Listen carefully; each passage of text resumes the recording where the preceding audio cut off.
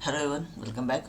हम लोग लास्ट वाले क्लास तक में बियरिंग कैपेसिटी के बारे में डिस्कशन किए थे। कितने टाइप्स के बियरिंग कैपेसिटी होते हैं ये भी हम लोग समझ गए। अब बात आ रही है धीरे धीरे करके कि अब बियरिंग कैपेसिटी का आपको फॉर्मूला जानना है जो इम्पोर्टेंट है। न्यूमेरिकल भी आएगा इस यूनिट से, तो फॉर्मूले के बेस्ड पे आएगा।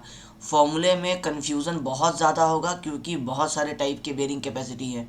कौन सा वाला पूछ लेगा का उसके फॉर्मूला में क्या चेंज होने वाला है, वाटर टेबल की वजह से क्या चेंज हो जाएगा, आपके फेलियर के टाइप अगर बता देगा क्वेश्चन में कि जनरल फेलियर है या बता दिया लोकल फेलियर है, तो अगर फॉर्मूला जनरल का है तो उसको लोकल का बनाना पड़ेगा।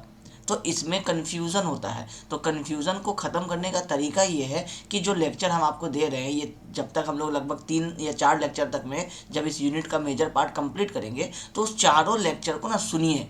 चाहे आपको चीज़ें पहले से पता हो, बोरिंग लगेगी फिर भी सुनिए, क्योंकि बीच बीच में जब बताते बताते बहुत सारी बातें बता जाते हैं जो शायद यहाँ लिख नहीं पाते हैं, तो वो सारी चीज़ें आपके क्या है, कॉन्सेप्ट है जो हेल्प करेंगे आपको। ये जितना भी हम लेक्चर जो थ्योरी जो हम आपको बताते हैं वो क्या है, सारे कॉन्सेप्ट्स हैं जो आपको फॉर्मूलाज को समझने में हेल्प करते हैं। फॉर्मूलाज तो बुक में लिखा रहता है, लेकिन उसको रटना नहीं पड़े, उसको समझ लेना पड़े, ताकि उससे क्या होगा कि लाइफ टाइम वो याद रह जाएगा। वो है इम्पोर्टेंट।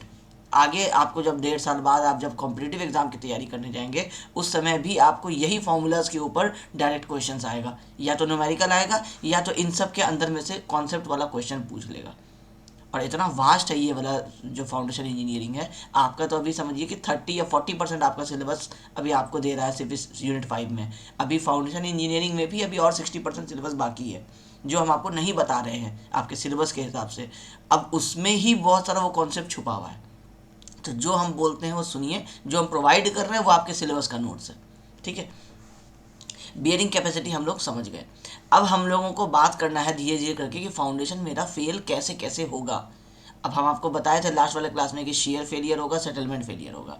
सेटलमेंट वाले की अभी बात नहीं करते हैं। सेटलमेंट से जनरली क्या होता है, फेलियर नहीं आता है, सेटलमेंट एक्सेसिव अगर हो जाता है तब हम लोग बोलते हैं कि फाउंडेशन ये जो है ये उतना लोड जो है उस सॉइल का बियर नहीं कर सकता है। वो डिफरेंट एक अप्रोच है, वो डिफरेंट आपका कॉन्सेप्ट है। अभी सेटलमेंट वाले को छोड़ दीजिए, आपके सिलेबस में आपको शेयर वाले फेलियर पे रहना है। शेयर फेलियर सबसे पहले होता है, सबसे मतलब कुछ भी लोड इधर उधर पड़ेगा तो सबसे पहले सॉइल में क्या होगा, शेयर फेलियर हो जाएगा। क्यों ऐसा बोल रहे हैं, क्योंकि सॉइल का जो अंदर जो पार्टिकल जो आपस में बॉन्डिंग होता है वो ऐसा नहीं है ना कि बिल्कुल आपके जैसे रॉक्स के जैसा आपका वो नहीं है, बॉन्डिंग नहीं है कि एक रॉक्स का अपना एक जो एक रॉक है उसका अपना जो पार्टिकल है अंदर में वो क्या है, सारे आपस में इतने क्लोजली अटैच्ड है कि आप उसको तोड़ना चाहेंगे तो आपको आप उस पर हथौड़े से भी आप देखते होंगे क्या बहुत प्रेशर लगाते हैं फिर भी वो नहीं टूटता है। सॉयल पार्टिकल के साथ क्या है कि कुछ फोर्सेस तो हैं जिससे सारे पार्टिकल्स जुड़े हुए हैं, जिसको आप एक मिट्टी कह रहे हैं, मगर वो इतने ज़्यादा नहीं है कि लोड पड़ेगा और उसमें कोई फ़र्क नहीं पड़ेगा। लोड पड़ेगा तो उसमें क्या होगा, कोई क्रैक लाइन डेवलप हो जाएगा। जैसे आपका ये अगर आपका एक फुटिंग है, अब इस फुटिंग से अगर आप इस पर लोड दे रहे हैं तो कहीं ना कोई ऐसा एक क्रैक लाइन जो है वो डेवलप करेगा। अब जब क्रैक लाइन डेवलप किया और इसके ऊपर अगर मिट्टी कुछ इस तरह से ऐसा आपका है तो ये वाला मिट्टी क्या हो जाएगा, अनस्टेबल हो जाएगा। ये सॉयल का टिपिकल बिहेवियर है। अगर फेलियर नहीं हुआ, अगर मतलब क्रैक लाइन नहीं आया, लोड सिर्फ इसी तरह से डिस्ट्रीब्यूट कर गया, तब तो सो फार गुड। लेकिन अगर लोड डिस्ट्रीब्यूट इस तरह से करने में मान लीजिए कि ये आपका इस तरह से कोई आपका ये वाला मिट्टी हम आपका बना रहे हैं, मिट्टी का एज है, और आपका लोड ट्रांसफ़र होते होते होते क्या हुआ, यहाँ पे आकर के सडनली लोड को अपना पाथ नहीं मिला। लोड इस तरह से ट्रांसफ़र हो रहा है, मान लीजिए अगर ये आपका 45 डिग्री है, 45 डिग्री पे अगर लोड ट्रांसफ़र हो रहा है और ट्रांसफ़र होते होते इसको कहाँ चले जाना था, नीचे अर्थ के सॉयल मास में चले जाना था जो हम लोगों का हार्ड सरफेस जो होता है। लेकिन ये आते आते क्या हुआ, यहाँ पे आने के बाद अचानक से उसको मिट्टी नहीं मिला। अब मिट्टी नहीं मिला तो लोड तो क्योंकि यहाँ से इस तरह से ट्रांसफ़र हो ही रहा है ना, तो वो क्या करेगा, यहाँ पे भी ट्रांसफ़र होने की कोशिश करेगा, और जब ट्रांसफ़र होने की कोशिश करेगा तो यहाँ पे आया पहला क्रैक। अब यहाँ क्रैक आया और यहाँ से लोड ट्रांसफ़र हो ही रहा था, ये दोनों क्या होगा, आपस में कनेक्ट हो जाएगा। कनेक्ट हो जाएगा तो यही वाला पोर्शन आपका रह जाएगा और ये सारा पोर्शन जो है ये निकल के गिर जाता है। यही होता है आपका लैंडस्लाइड वाले केसेस में। लोड पड़ता है, कुछ अर्थक्वेक आया या कुछ भी बारिश हुआ तो लोड कुछ एक्स्ट्रा पड़ गया, कोई एक फॉल्ट लाइन को कनेक्ट कर गया, जो लोड जहाँ से ट्रांसफ़र हो रहा है उसको कनेक्ट कर गया। कनेक्ट कर गया तो नीचे वाला ये वाला सारा पोर्शन क्या है, स्टेबल है, क्योंकि ये वाला क्या है, सब एक साथ जुड़ा हुआ है। लोड यहाँ से पास हो रहा था, इसके ऊपर में ये एक्स्ट्रा सॉइल है। अगर यहाँ ऐसा नहीं होता, ये पूरा कुछ ऐसा होता, तो मे भी आपको ये वाला अनस्टेबल नहीं होता। फिर बात आती कि अब आपका लोड अगर बहुत ज़्यादा पड़ेगा तो आपका ये जो फुटिंग है, ये फुटिंग आपका कुछ इस तरह से टेढ़ा हो जाएगा, ऐसे हो जाएगा, जिसको भी हम लोग फेलियर बोल देते हैं। मतलब पहले तो होगा कि जो लैंडस्लाइड का स्टोरी समझाए कि सॉयल में जो शेयर फेलियर होता है वो आप कहीं भी पढ़िएगा या पहाड़ों में भी देखिएगा, तो जो शेयर फेलियर होता है उसका रीज़न ये होता है। अब मान लीजिए कि अगर आपका ये पहाड़ वाला सिचुएशन नहीं है, अभी आप नॉर्मल अपना इस तरह के ग्राउंड का बात कर रहे हैं, आप इसमें यहाँ पे एक ऐसे फुटिंग बना रहे हैं। अब यहाँ पे तो ऐसा कोई स्लोप वाला स्टोरी नहीं है, लेकिन यहाँ पे क्या होगा कि अब ये किस तरह से फेल होगा उसके हिसाब से आपका ये सॉयल जो है ये ऊपर की तरफ आना चाहेगा, क्योंकि नीचे तो जा नहीं सकता है। यहाँ तो पूरा आप देख रहे हैं कि ये पूरा आपका अर्थ है, तो नीचे कहाँ जाएगा सॉयल, नीचे तो सारा कॉम्पैक्ट है, जो लूज है वो ऊपर ही है। अब इसमें जो फेलियर होगा, अगर ये फुटिंग इस तरह से टिल्ट कर गया तो क्या होगा, तो आपका कुछ सॉइल जो होगा वो इस तरह से, जैसे ये जितना ये नीचे आया उतना ही ये सॉइल यहाँ से क्या होगा, बाहर आना चाहेगा। तो इन सब के बारे में आपको पढ़ना पड़ेगा। क्यों? क्योंकि ये कॉन्सेप्ट है, इससे क्वेश्चन आता है। आपको नहीं अगर ये पढ़े आप और आप डायरेक्टली न्यूमेरिकल याद कर लिए फॉर्मूला, आप न्यूमेरिकल बना दे रहे हैं, वो सब चीज़ ठीक है, आपको मार्क्स मिल जाएगा। लेकिन अगर आप फाउंडेशन इंजीनियरिंग पढ़ रहे हैं और ये कॉन्सेप्ट नहीं समझ रहे हैं तो आप कॉन्सेप्चुअली वीक रह जाएंगे। फॉर्मूला तो याद रह जाएगा आपको, मगर आप किसी और को एक्सप्लेन नहीं कर सकेंगे कभी, क्योंकि आपको कुछ भी नहीं पता है कि किस तरह से आपका फेलियर होता है। अच्छा, ये एक तरीका है। दूसरा तरीका क्या है कि हो सकता है जो हम लोग जो देखते हैं कोई बिल्डिंग जो सडनली कोलैप्स कर जाता है, उसमें ये फुटिंग क्या होता है, ये फुटिंग यहाँ पहुँच जाता है। तो यहाँ पहुँच जाता है तो फिर आपका कुछ इस तरीके से आपका सॉयल जो है ये नीचे की तरफ फेल हो जाता है। तो ये एक तरीके का फेलियर हो गया। तो ये सारे के बारे में हम लोगों को अब पढ़ना है, और इन सारे का जो नाम है वो क्या है, general shear failure, local shear failure, punching share failure. Last वाले क्लास में भी आपको एक बेसिक इंट्रोडक्शन दिए थे कि ये 3 तरीके के हम लोगों के फेलियर्स होते हैं। अब एक एक करके पहले तीनों को समझना है। तीनों को क्यों समझना है? क्योंकि टरज़ागी ने जो फॉर्मूला दिया है वो दिया है जनरल शेयर फेलियर के लिए। जनरल शेयर फेलियर वो फेलियर है जो जनरली होता है, जो आइडियली इमेजिन किया जाता है कि जनरली कोई बिल्डिंग का फुटिंग अगर फेल करेगा तो ऐसे ही फेल करेगा। तो इसलिए उसके लिए उन्होंने अपना एक फॉर्मूला दिया, और उन्होंने कुछ कंडीशंस बता दिया कि अगर लोकल शेयर फेलियर होगा तो कुछ कुछ चीज़ों को चेंज कर देना इस वाले फॉर्मूला में, वो हम यहाँ पे समझेंगे। अब पंचिंग शेयर फेलियर के बारे में अभी आपको फ़िलहाल सिर्फ थ्योरी पढ़ लेना है कि पंचिंग शेयर फेलियर क्या होता है। इससे अभी आपको न्यूमेरिकल में कोई वास्ता नहीं है, डिप्लोमा लेवल पे नहीं है। जब आप बीटेक में जाइएगा या आप जब 6 सेमेस्टर में जाइएगा तो आपको एक आएगा एडवांस आरसीसी, जो कंक्रीट का जो बिल्डिंग्स हम लोग डिज़ाइन करते हैं, उसमें जब आप फाउंडेशन पढ़िएगा तो वहाँ पे पंचिंग शेयर फेलियर का आपको चेक लगाना पड़ेगा। वहाँ आपको ये समझ में आ जाएगा कि ये चेक क्यों लगा रहे हैं, क्योंकि हो सकता है कि मेरा फुटिंग पंचिंग में भी फेल हो जाए, एक रीज़न ये भी होगा ना। तो ये चीज़ यहाँ चेक नहीं करेंगे थर्ड सेम में, ये चेक करेंगे या तो सिक्स सेम में आरसीसी सब्जेक्ट में, और या नहीं तो जब आप बीटेक में जियो टेक्निकल पढ़ेंगे तो वहाँ फिर इसका आगे का डिस्कशन वहाँ शुरू होता है। ठीक है, तो आपको ये तीनों फेलियर के बारे में पढ़ना है। वो बहुत ज़्यादा ही कॉन्सेप्चुअल है, डायग्राम्स पे बेस्ड है। लास्ट वाले क्लास में भी आपको डायग्राम्स वगैरह दिखाए थे कि जो हम लोग आज डिस्कस करने वाले हैं, तो इसीलिए डायग्राम के ऊपर बहुत ज़्यादा बेस्ड है, कॉन्सेप्ट्स बहुत ज़्यादा है। जहाँ पे भी आपको डाउट लगे, आपको पता है कि आपको कांटेक्ट कर लेना है और अपने डाउट्स जो हैं वो पूछ लेना है। व्हाट्सअप करेंगे आइडियली तो ज़्यादा बेहतर है, क्योंकि हम जिस समय भी फ्री रहेंगे हम रिप्लाई कर देंगे। कॉल में डिपेंड करता है कि अब किस सिचुएशन में कहाँ पे है, तो इसलिए पहला जो कोशिश कीजिए कि व्हाट्सअप कीजिए इस पर। इनकेस नहीं हो पाता है तो फिर आप कॉल भी कर सकते हैं। ठीक है, अब हम लोग सबसे पहले पढ़ने वाले हैं जनरल शेयर फेलियर। हम स्टोरी बता देंगे पहले, फिर बाद में थ्योरी पे जाएंगे, सब चीज़ें समझ में आ जाएगी। ये आपका जो डॉटेड लाइन देख रहे हैं, ये आपका एक नॉर्मली एक फुटिंग था। अब ये फुटिंग फेल हो रहा है। सबसे पहला चीज़ जो आपको जान लेना है कि जनरल शेयर फेलियर में जो फुटिंग फेल होता है, तो वो फुटिंग जो है, हम यहाँ पे कुछ कुछ लिख देते हैं जो पहले लिखा हुआ है, ये वन साइड टिल्ट होता है। जनरल शेयर फेलियर का प्रॉपर्टी की तरह से आप इसको समझ लीजिए कि जब भी जनरल शेयर फेलियर होगा, कैसे पता चलेगा, देख करके मेरा फाउंडेशन एक साइड में टिल्ट किया होगा, ये इधर के साइड में ये टिल्ट किया। अब क्योंकि इधर किया तो ऑटोमेटिकली ये रेक्टेंगुलर शेप को मेंटेन रखने के लिए ये भी टेढ़ा हो गया। अदरवाइज ये फुटिंग यहाँ था, ये वाला पोर्शन नीचे नहीं गया, ये वाला पोर्शन नीचे गया। तो ये वाला पोर्शन जब नीचे गया तो हम लोग इसको बोले वन साइड टिल्ट होगा। ठीक है, दूसरा प्रॉपर्टी, ये वाला जब आपका टिल्ट होगा, जब ये वाला पोर्शन यहाँ से यहाँ आया इस तरीके से, तो इसी के साथ साथ में यहाँ पे जो ऐसे मिट्टी आपका ये कांटेक्ट में था, ये क्या है, ये दो अलग अलग टाइप के सरफेस है, एक ये कंक्रीट आरसीसी था और ये आपका मिट्टी था, तो दोनों के बीच में परफेक्ट बॉन्डिंग तो हो नहीं सकता है, दोनों के बीच में कोई बॉन्डिंग नहीं है ना। तो ये इसका मतलब क्या है कि ये आपका एक तरह से आप कह सकते हैं कि फॉल्ट लाइन हो गया। फॉल्ट लाइन मतलब है कि अगर फुटिंग नीचे जा रहा है तो ये वाले पोर्शन का जो सॉयल है, ये वाला सॉयल और इस वाले सॉयल के बीच में कांटेक्ट को क्या हो गया, ब्रेक हो गया। क्यों? क्योंकि ये नीचे जा रहा है, तो इस सॉयल में आप देखते होंगे कई बार, आप जैसे मिट्टी पे खड़े होते हैं कहीं पे, जब नदी में पानी बहुत ज़्यादा लेवल पे आया होता है और जब एक एक करके वो जो बैंक्स होते हैं, नदी का किनारा होता है, वो टूट टूट करके आप देखते हैं कि पानी में गिर रहा होता है। उस जगह को जाके इमेजिन कीजिए कि जिस जगह पे आपका वो सॉयल वीक हो गया, वहाँ पे अगर आप हल्का सा भी, अगर आप उसके ऊपर खड़े भी होते हैं तो वो क्या होता है, आप खड़े ऊपर हुए हैं यहाँ पे, लेकिन ये वाला जो क्रैक्स है वो नीचे तक जाते जाते इस पूरे मिट्टी को, जितना दूर आप उसका प्रेशर लगेगा उस पूरे को वो गिरा देगा। हो सकता है साथ में आप भी गिर जाएंगे, है ना। तो उस कॉन्सेप्ट से इसको समझने की कोशिश कीजिए कि जब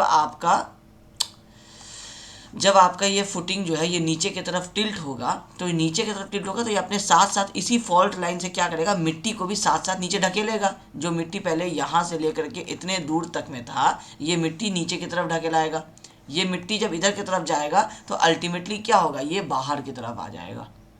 ठीक है, अब ये जो बाहर की तरफ आएगा तो ये इस तरह से एक पैराबोलिक पाथ फॉलो करेगा। क्यों करेगा, अभी यहाँ आपको हम दिखा देंगे कि किस तरह से करता है। ये आइडियल केस है, ये टेस्ट करने के बाद पता चलता है कि इस तरह का कुछ सिचुएशन होता है जो भी हम बताएंगे आपको। तो ये जो बाहर आएगा, ये बाहर क्यों आया, क्योंकि ये फाउंडेशन यहाँ से मेरा टिल्ट कर गया। तो इस डायग्राम को देख लीजिए, इसको याद कर लीजिए। जनरल शेयर फेलियर का ये एक्चुअल साइट कंडीशन बताने की कोशिश कर रहा है।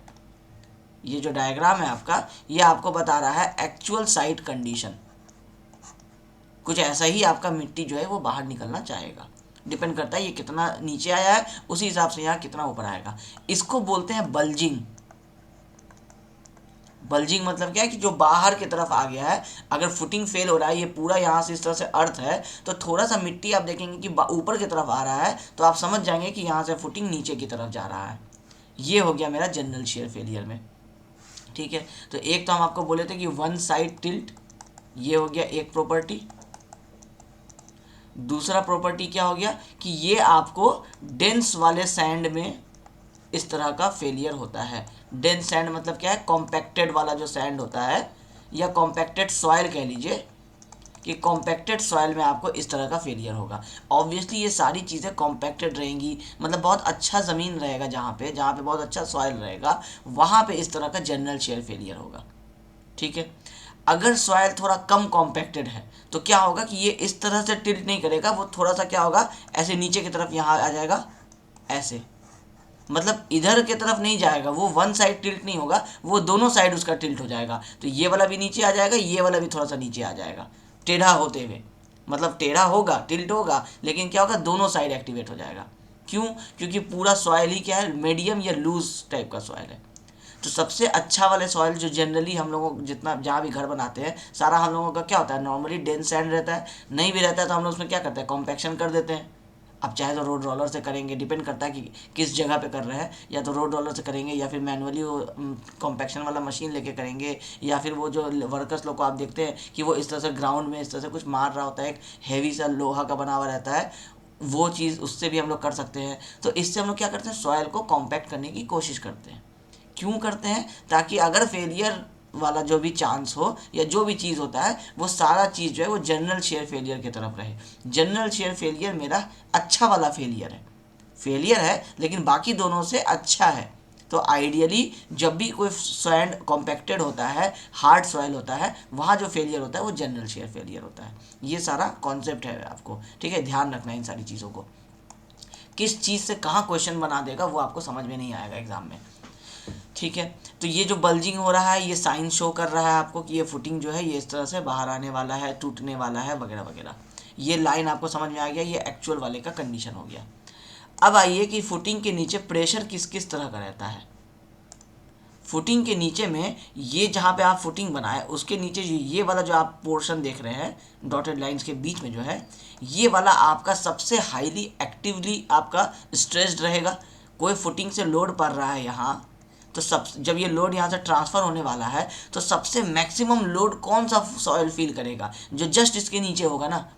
कोई भी वेट के नीचे आप जस्ट पूरे आपका पूरा आप खड़े हैं तो आप फील कर सकते हैं। अगर आप साइड में उसके खड़े हैं तो आपको उसका थोड़ा सा फील आएगा ना। सबसे ज़्यादा फील किसको आएगा, जो किसी भी लोड के सेंटर पे खड़ा हुआ है। तो ये वाला पोर्शन सबसे ज़्यादा प्रेशर फील करता है। तो इस वाले में क्या होगा, अगर आप इमेजिन कीजिए कि आप इसको हल्का सा धक्का भी देंगे ना तो ये एक्टिवेट हो जाएगा। क्यों? क्योंकि ये इतने स्ट्रेस्ड में है कि आप इसको छुएंगे तो ये बिखर जाएगा, वो वाला कॉन्सेप्ट है। तो इसको हम लोग क्या बोले, इस जोन को एक्टिव जोन। क्यों ये सब याद रखना है, क्योंकि यही वो जोन्स होते हैं जो आपको एग्जाम्स में पूछेगा कि जनरल शेयर फेलियर को एक्सप्लेन कीजिए। तो जनरल शेयर फेलियर को एक्सप्लेन करेंगे तो आपको बताना पड़ेगा कि ये सॉइल किस तरीके से फेल करता है। ये जो डॉटेड लाइंस हैं ये बता रहे हैं कि सॉइल में कौन सा जगह पे सबसे हाईयर स्ट्रेस होगा, कौन सी जगह पे थोड़ा कम स्ट्रेस होगा, कौन सी जगह पे सबसे कम स्ट्रेस होगा। इसी चीज़ को आप उठा के यूज़ करते हैं फिर हाईवे इंजीनियरिंग में। जब हाईवे इंजीनियरिंग में आपको जब लोड निकालना होता है, लोड के हिसाब से थिकनेस ऑफ पेमेंट निकालना पड़ता है, तो वहाँ पे आपको यही एक्टिव जोन पैसिव जोन का हेल्प लिया जाता है। इसलिए ये कॉन्सेप्ट है, ध्यान से समझना है। ये वाला जोन मेरा सबसे हाईली प्रेशर में है, सबसे ज़्यादा इसके ऊपर लोड पड़ा हुआ है, तो ये एक्टिव जोन कहलाएगा। ठीक है, ये वाला जो मेरा जोन है इसमें क्या होगा कि शेयर तो आएगा ही, क्योंकि पूरे सॉयल में शेयर फेलियर ही होगा। लेकिन इसमें जो शेयर आएगा ना, वो हम जैसे आपको देखिए ये तिरछा लाइन बना रहे हैं, ये वर्टिकल लाइन नहीं बना करके क्या बनाया, तिरछा बनाया है। यहाँ जो अब प्रेशर लगेगा वो क्या करेगा कि जो नीचे की तरफ जो प्रेशर आ रहा था वो इसको डाइवर्ट करेगा इस तरफ, वो इस वाले जोन में आपका शुरू हो जाएगा कहानी। ये वाला जो जोन है आपका, ये आपका हो जाएगा radial shear zone. Radial shear zone मतलब कि ये जो आपका वर्टिकल जो आपका प्रेशर आ रहा था, शेयर आ रहा था, उसको ये कन्वर्ट करके इस तरह से ट्रांसफ़र करेगा। जनरल शेयर फेलियर में कभी भी ये प्रेशर जो है वो नीचे यहाँ पे फील नहीं किया जाता है। ठीक है, एक चीज़। दूसरा कि जनरली सॉयल में ना कुछ इतना दूर का जो ये डेप्थ होता है, ये कुछ अभी डिफाइन नहीं कह सकते इसको कि कितना डेप्थ होता है, लेकिन कुछ डेप्थ तक ही क्या होता है ना कि वो सारा लोड का जो प्रेशर है ना वो सॉयल फील करता है। उसके बाद तो क्या है कि इनफाइनाइट अर्थ है ना, ये अर्थ है। ओ अच्छा, ये आपका अर्थ है। अब इस अर्थ में यहाँ पे आप एक घर बना रहे हैं। अब इसका जो लोड ट्रांसफ़र होगा, आप खुद ही इमेजिन कीजिए कि ये ट्रांसफ़र होते होते ये इतने दूर जब जोन तक पहुँचेगा, ये कितना हो जाएगा, ये हो सकता है 100-200 किलोमीटर हो जाएगा नीचे का, इस वाले एंड से इस वाले एंड तक का। जितना नीचे जाते जाएगा उतना ही ये डिस्टेंस बढ़ता चला जाएगा। तो इतने बड़े डिस्टेंस को अगर आप स्क्वायर मान लीजिए तो 100 किलोमीटर बाई 100 किलोमीटर का एरिया हो गया जिस पे इस फुटिंग का लोड जा रहा है। उसको कुछ भी फर्क पड़ेगा, P/A भी आप कीजिएगा तो A इतना बड़ा हो गया कि अल्टीमेटली जो आपका स्ट्रेस आने वाला है वो कुछ भी नहीं आएगा। तो इसलिए सॉयल में सबसे ज़्यादा जो प्रेशर फील होता है ना, वो इतने दूर तक में ही फील होता है। इसीलिए ये जो आपका जो टेंडेंसी है सॉयल का कि नीचे तो हार्ड सॉयल है, तो लोड कहाँ जाएगा, तो लोड जब नीचे नहीं जा पा रहा है प्रेशर, तो वो क्या होगा, डाइवर्ट होगा। डाइवर्ट होगा तो किधर होगा, इधर की तरफ होगा। जनरल शेयर फेलियर में ज़रूरी नहीं है कि सारे शेयर फेलियर में यही चीज़ होगा। ठीक है, तो ये हो गया मेरा एक्टिव जोन, ये हो गया मेरा रेडियल शेयर जोन। और उसके बाद जो थोड़ा सा इफेक्ट किसी और सॉयल को अगर पड़ता है आपके फुटिंग के लोड के वजह से, अगर किसी को थोड़ा सा भी फेलियर में कोई फ़र्क पड़ेगा तो वो ये वाला जोन होगा, ये वाला। इसको हम लोग क्या बोलेंगे, पैसिव जोन। ये मतलब सिर्फ क्या है, साइन शो करने के काम आता है। इस फुटिंग के लोड से इसको बहुत थोड़ा सा फ़र्क पड़ेगा। तो आप कह सकते हैं कि एक फुटिंग के यहाँ से लेकर के यहाँ तक का जो जोन होता है, ये कहीं ना कहीं से इसी फुटिंग के लोड के वजह से किसी न किसी स्ट्रेस में रहता है। ठीक है, तो यही है मेरा ये 3 zone, passive zone, active zone और रेडियल शेयर जोन। ठीक है, ये जनरल शेयर फेलियर में इस तरीके से होता है। फिर लोकल शेयर फेलियर में ये ज़रूरी नहीं है। ये डायग्राम क्यों ऐसा बना, क्योंकि इसका फेलियर किस तरीके से हो रहा है उस पर ये डिपेंड करता है। सॉयल आपका क्या है, कॉम्पैक्टेड है। तो जब सॉयल कॉम्पैक्टेड है तो फिर आपका जब इसके ऊपर लोड पड़ा तो लोड क्या होगा, इवनली इस तरह से डिस्ट्रीब्यूट होना चाहेगा। क्योंकि सॉइल कॉम्पैक्टेड है, किसी भी कॉम्पैक्टेड चीज़ पे आप लोड देंगे तो वो ज़्यादा लोड बियर कर सकेगा, वो लोड्स को अपने अंदर ज़्यादा डिस्ट्रीब्यूट कर सकेगा। तो जनरल शेयर फेलियर क्या करता है, आप देखिए इस डायग्राम को देखेंगे, डॉटेड लाइंस को, तो आपको लगेगा कि बिल्कुल इवनली क्या कर रहा है, ये डिस्ट्रीब्यूशन दिखा रहा है। समझाने के लिए हम आपको दूसरा वाला भी अभी दिखा देते हैं, लोकल शेयर फेलियर। देखिए आप इसमें देख के ही फील कर सकते हैं कि कुछ यूनिफॉर्म लोड का डिस्ट्रीब्यूशन नहीं हो रहा है। तो यूनिफॉर्म जो ये डिस्ट्रीब्यूशन नहीं हो रहा है, तो ये दूसरा वाला फेलियर हो गया। जनरल शेयर फेलियर में क्या होता है, ये यूनिफॉर्म एक तरह से आप कहेंगे कि डिस्ट्रीब्यूशन हो रहा है। तो सबसे आइडियल अच्छा वाला अगर कोई फेलियर है तो जनरल शेयर फेलियर। अगर आप किस में ये प्रोवाइड कर सकते हैं, तो कॉम्पैक्टेड सॉइल में प्रोवाइड कर सकते हैं। कॉम्पैक्टेड सॉइल होने का मतलब क्या हुआ कि रिलेटिव डेंसिटी आप पढ़े थे यूनिट नंबर 2 में। रिलेटिव डेंसिटी क्या है कि कितना वॉइड है उसके अंदर में, उस हिसाब से उसका कितना कॉम्पैक्टनेस है। तो जितना ज़्यादा कॉम्पैक्टनेस उतना ज़्यादा ही आपको रिलेटिव डेंसिटी मिलेगा उसका। जितना लूज सॉइल होगा उतना रिलेटिव डेंसिटी कम मिलेगा। तो ये क्या होता है, आपको हाइयर रिलेटिव डेंसिटी वाले सॉइल्स में इस तरह का फेलियर्स होता है। लोअर रिलेटिव डेंसिटी होगा तो लोकल शेयर फेलियर होगा। अब जितना ज़्यादा रिलेटिव डेंसिटी होगा उतना ही कम क्या होगा, कॉम्प्रेसिबिलिटी होगा। कॉम्प्रेसिबिलिटी क्या होता है कि सॉइल में अभी भी कॉम्प्रेस होने की और कितनी कैपेसिटी है। तो जब पूरा कॉम्पैक्टेड है पहले से ही, तो और क्या ही कॉम्प्रेस होगा, तो प्रोबेबिलिटी कितना बचेगा, परसेंटेज 5%। अगर आर डी कितना है, 95% है, तो कॉम्प्रेस होने का चांसेस कितना है, 5%। अगर आर डी 98% है तो कॉम्प्रेस होने का चांस कितना है, 2%। क्योंकि जितना ज़्यादा डेंस है, इसका मतलब है कि कॉम्प्रेशन पहले ही हो चुका है उसमें। अब कॉम्प्रेसिबिलिटी कितना बचा, तो कम बचा। तो अभी जब आप नोट देखेंगे तो उसमें कॉम्प्रेसिबिलिटी लिखा रहेगा कि लो कॉम्प्रेसिबिलिटी वाले सॉइल में हम लोगों का जनरल शेयर फेलियर होता है। तो लो कॉम्प्रेसिबिलिटी का मतलब है high relative density. High relative density का मतलब है कि पहले से ही फुल्ली कॉम्पैक्टेड सॉइल। तो fully compacted soils dense sand में हम लोगों का इस तरीके का फेलियर होता है। ये सारे की पॉइंट्स हैं, ठीक है। एसएससी जेई वगैरह के एग्ज़ाम में ना ये सब चीज़ें पूछ लेता है डायरेक्टली कि आपका जो जनरल शेयर फेलियर है वो किस तरह के सॉइल में होगा। ऑप्शन में दे देगा fully compacted, medium compacted, loose compacted, या फिर कुछ और दे देगा इस तरह से। अब ये दो चीज़ हम आपको समझा दिए। अब जो तीसरा चीज़ है वो है लोड सेटलमेंट कर्व। सारा जो ये जो फॉर्मूला निकालते हैं किसी भी चीज़ का, आप अल्टीमेट बेयरिंग कैपेसिटी जो बोलते हैं, वो सारा जो आप निकालते हैं वो कैसे निकालते हैं, वो इस लोड सेटलमेंट कर्व के हेल्प से ही निकालते हैं। टरज़ागी ने भी जो फॉर्मूला निकाला वो इसी लोड सेटलमेंट कर्व के हिसाब से निकाला। अब लोड सेटलमेंट कर्व क्या है, कैसे कैसे जैसे जैसे लोड बढ़ाएंगे वैसे वैसे आपका सेटलमेंट जो है वो कितना होते जाता है, वो हम लोग नोट डाउन कर लेते हैं। फिर उसका कुछ क्राइटेरिया होता है, उसको सेटलमेंट वाले लिमिट से चेक करते हैं। अगर उससे ज़्यादा सेटलमेंट हो रहा है उस टाइप के सॉइल में, तो हम लोग बोल देते हैं कि ये जो सॉइल है हम लोगों का, ये इतने लोड को उठाने के लिए सफिशिएंट नहीं है। इसका मतलब है कि या तो लोड कम करो या इस सॉइल पे वो वाला बिल्डिंग फ़िलहाल नहीं बन सकता है। तो यही सिंपल सा वो कॉन्सेप्ट है यहाँ पे कि मान लीजिए आपका लोड आप दिए कुछ इतना, अब आपको चेक करना है कि उसके कॉरस्पॉन्डिंग में कितना सेटलमेंट होगा। अब लगाने के बाद थोड़ी चेक करेंगे कि हम लोग पहले लगा दिए, बिल्डिंग को बना दिए, उसके बाद चेक कर रहे हैं कि अच्छा इतने में सेटल हो गया, तो करोड़ों रुपये चला जाएगा ना। तो पहले ही करना है तो हम लोग क्या करेंगे कि टेस्ट करते हैं। कौन सा टेस्ट करेंगे, तो वही आपका अभी आगे आएगा, प्लेट लोड टेस्ट आएगा, स्टैंडर्ड पेनिट्रेशन टेस्ट आएगा। तो प्लेट लोड टेस्ट में आपको ये वाला चार्ट जो है यूज़ होता है।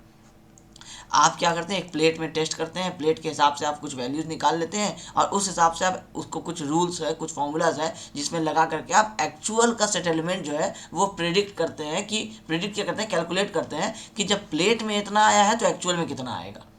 तो प्लेट का एरिया जितना है और एक्चुअल का एरिया जितना आप देने वाले हैं, उसका रेशियो के हिसाब से जितना सेटलमेंट वहाँ आया उसी को उस रेशियो में सेटलमेंट निकाल देते हैं। तो ये हम लोगों को ग्राउंड का एक्चुअल सेटलमेंट बता देगा उतने लोड पे। ये तरीका होता है। जब वो पता चल जाए, अब मान लीजिए आप लोड लगाए 500 किलो न्यूटन, तो 500 किलो न्यूटन को आप यहाँ ड्रॉप किए और यहाँ के हिसाब से आप देखें कि सेटलमेंट कितना हो रहा है। अब ये सेटलमेंट जो है ये अब लोड पेनिट्रेशन, ये लोड सेटलमेंट कर्व बना प्लेट के हिसाब से। अब आप इसको क्या करेंगे, किसी एक फैक्टर से मल्टीप्लाई करके आप एक्चुअल सेटलमेंट जो है वो आप उसका निकाल लेंगे कि इतना एक्चुअल सेटलमेंट होने वाला है। अगर वो settlement with in the permissible limit है, जो सॉइल मैकेनिक्स का जो कोड होता है वो जब बोलता है कि इससे कम है तो ठीक है इस टाइप के सॉइल के लिए, तो फिर हम लोगों का फाइनल है कि ये 500 किलोन्यूटन का लोड हम लोगों का सॉइल जो है ले पाएगा। अब यहीं पे ये कॉन्सेप्ट इंपॉर्टेंट होता है कि सॉइल तो ले लेगा 500 किलोमीटर का लोड, तो ये सेटलमेंट आप निकालें कैसे।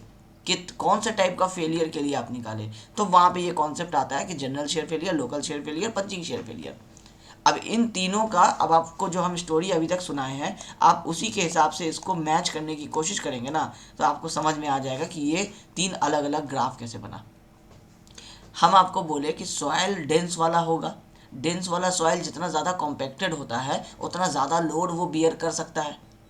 अभी हम थोड़ी देर पहले यही बात आपको समझाए थे। तो जितना लूज आपका सॉइल होगा उतना ही लोड पड़ते हुए क्या होगा, उसमें सेटलमेंट आ जाएगा। तो जितना लूज सॉइल होगा, मान लीजिए पंचिंग का एग्जांपल लेते हैं, तो लोड थोड़ा सा डालें यहाँ तक का, इसके हिसाब से ये वाला हमको सेटलमेंट मिल गया। फिर मान लेते हैं चलो उससे थोड़ा बेहतर वाला है लोकल शेयर फेलियर, लोड आप डालें यहाँ तक का, अब उसके हिसाब से आप चेक किए तो आपको मान लीजिए इतना ही सेटलमेंट लेना है, तो आप यहाँ तक का लोड लगा दिए। मतलब सेम सेटलमेंट पे अगर सॉइल में पंचिंग शेयर फेलियर होने के चांसेस है, तो लोड अगर आपका 100 है, तो उसी सेटलमेंट अगर लोकल शेयर फेलियर वाले सॉइल में देखें तो उसी 100 के सेटलमेंट पे लोड जो है वो 250 किलो न्यूटन उठा लेगा। मतलब इससे 2.5 गुना अच्छा हो गया।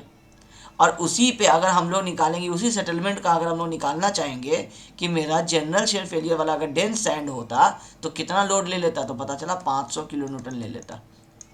तो सॉयल का कितना टाइप है, कॉम्पैक्टनेस के हिसाब से डिसाइड होगा कि इसमें कौन सा फेलियर होगा, और कौन सा फेलियर होगा ये पता चल जाएगा, तो उसमें से कौन सा चार्ट यूज़ करना है वो समझ में आ जाएगा। उसके हिसाब से आपका सेटलमेंट का वैल्यू या फिर लोड का वैल्यू, जो भी चीज़, अगर आप सेटलमेंट को फिक्स कर देते हैं कि ये मेरा फिक्स है, इतना ही रखना है, तो फिर आप चेक कीजिए कि तीनों सॉइल्स में कितना मैक्सिमम लोड उठाया जा सकता है। ग्राफ है, उसको जिस भी तरह से आप चाहे यूज़ कर लीजिए, चाहे तो लोड फाइंड आउट कर लीजिए, चाहे सेटलमेंट फाइंड आउट कर लीजिए। तो ये जो आपका जो चार्ट बना है तीनों, पहले हम जनरल शेयर फेलियर अभी डिस्कस किए हैं, तो जनरल शेयर फेलियर बता देते हैं कि जनरल शेयर फेलियर में क्या है कि लोड पड़ते जा रहा है, आपका सॉइल अभी बियर कर रहा है जितनी देर वो बियर कर सकता है। ये कहाँ तक बियर करेगा, ये मैक्सिमम यहाँ तक बियर करेगा। लोड होते जाएगा, थोड़ा थोड़ा सेटलमेंट आ रहा है लेकिन परमिसिबल लिमिट के अंदर में चल रहा है। तो बहुत हैवी लोड तक जब वो पहुंच जाएगा, फिर उसके बाद क्या होगा, वापस से उसमें देखिएगा सडनली लोड बियर करने का कैपेसिटी जो है वो आपका कम होने लगेगा और सेटलमेंट बहुत जल्दी जल्दी बढ़ने लगेगा। यहाँ से यहाँ तक का इतना सेटलमेंट हुआ था इतनी देर में, और यहाँ से यहाँ तक का सेटलमेंट हो जाएगा तुरंत। इसका मतलब यही वाला, ये यहाँ से तुरंत यहाँ से यहाँ आ जाएगा जब अपना अल्टीमेट वाले वैल्यू पे पहुँचेगा। इसीलिए हम लोग अल्टीमेट वाला जो पढ़े थे उसमें फैक्टर ऑफ सेफ्टी वाला वर्ड जो पढ़े थे वो इसी वजह से पढ़े थे कि अल्टीमेट पहुंचेगा तुरंत सेटलमेंट हो जाएगा। फिर उसमें वो आरसीसी बात, अच्छा आप थर्ड सेम के स्टूडेंट है तो अभी आप लोगों को आरसीसी नहीं पता होगा। कभी भी जब फेलियर हो कोई भी चीज़ ना, तो हम लोगों को अगर वो तुरंत फेलियर हुआ तो भागने का टाइम नहीं मिलेगा, भागने का टाइम नहीं मिलेगा तो लॉस ऑफ लाइफ होगा। तो ये चीज़ का हमेशा ध्यान रखना है कि जो भी फेलियर हो, चाहे आप सब्जेक्ट जियोटेक्निकल पढ़ें, चाहे आप आरसीसी पढ़ेंगे, स्टील पढ़ेंगे, कुछ भी पढ़ेंगे, जब भी कोई चीज़ फेल होना है तो भागने का टाइम मिलना चाहिए, क्योंकि उसमें लोग रहने वाले हैं। अब भागने का टाइम मिलेगा, अब इस तरह की किसी भी फेलियर में, जैसे अभी आपको हम जनरल शेयर फेलियर बताएं, इसमें भागने का टाइम नहीं मिलेगा। लोड बढ़ता जा रहा है, सेटलमेंट लिमिट तक आ रहा है, आपको टेंशन नहीं हो रहा, पता भी नहीं चल रहा है, इनफैक्ट अल्टीमेट लोड पहुंच गया और सडनली उसके बाद क्या होगा, फेलियर हो जाएगा। फुटिंग सडनली इस तरह से टेढ़ा हो जाएगा, फुटिंग टेढ़ा होगा तो साथ साथ क्या होगा, पूरा का पूरा स्ट्रक्चर ऐसे टेढ़ा हो जाएगा। फिर पता चला कि थोड़ी देर में 10 सेकंड में, 20 सेकंड में, 1 मिनट में ये पूरा का पूरा बिल्डिंग गिर गया। तो वो चीज़ कैटास्ट्रॉफिक हो जाएगा, बहुत डेंजरस हो जाएगा। तो उसको बचाना है तो क्या करना है कि जो अल्टीमेट कैपेसिटी है जो आप यहाँ से निकाल रहे हैं, क्लाइंट को वो बताओ ही मत, divide by factor of safety कर दो। अब जो लेना है 1.5 लेना, 2 लेना, 3 लेना, वो ले लो और उसको बताओ अलाउएबल कि ये जो है आपका मैक्सिमम लोड कैरिंग कैपेसिटी है। उसके हिसाब से ही क्या करेगा, वो अपना बिल्डिंग बनवाएगा, उसके हिसाब से ही उतना लोड वो कैलकुलेट करवाएगा कि इसको पार नहीं करना चाहिए। और आपको पता है आपके पास कि आपको 1.5 का फैक्टर ऑफ सेफ्टी फिर भी मौजूद है, ठीक है। ये हाथ में इसलिए रखना होगा क्योंकि ये जब फेलियर होगा तो 3 सेकंड के अंदर में पूरा बिल्डिंग गिर जाएगा, इसलिए इसको बचा करके क्या करते हैं, 1.5 टाइम्स कम रखते हैं। और एग्जाम में अक्सर देखिएगा आपको क्यू न्यूमेरिकल में कभी नहीं पूछेगा कि अल्टीमेट बेयरिंग कैपेसिटी, वो पूछ ले तो अलग बात है, लेकिन जनरली वो क्या करना चाहेगा, वो आपको या तो नेट सेफ पूछेगा, नेट अलाउएबल पूछेगा, नेट अल्टीमेट पूछेगा, कुछ भी पूछेगा, लेकिन क्यू नहीं पूछेगा। क्योंकि 2 चीज़ होता है, पहला कि क्यू का फॉर्मूला टर्जागी दिए थे, दूसरा तो वो तो सिंपल हो जाएगा अगर पूछ लिया तो वो क्या करेगा, जानबूझ के एक कॉन्सेप्ट और उसमें ऐड करवाएगा कि गामा डीएफ माइनस करता है कि नहीं करता है, स्टूडेंट क्वेश्चन सही से पढ़ा है कि नहीं पढ़ा है, फॉर्मूला चेंज करने का कैपेसिटी है कि नहीं स्टूडेंट में, कि पता चला कि वो एकदम रट के आया है, उसको बोल दिए कि अरे क्यू यू पता है तो क्यू नेट तो निकाल ही लेगा, पता चला वो भी नहीं निकाल सकता है। क्यों? क्योंकि उसको सिर्फ रटा हुआ है, उसको और कुछ नहीं पता है।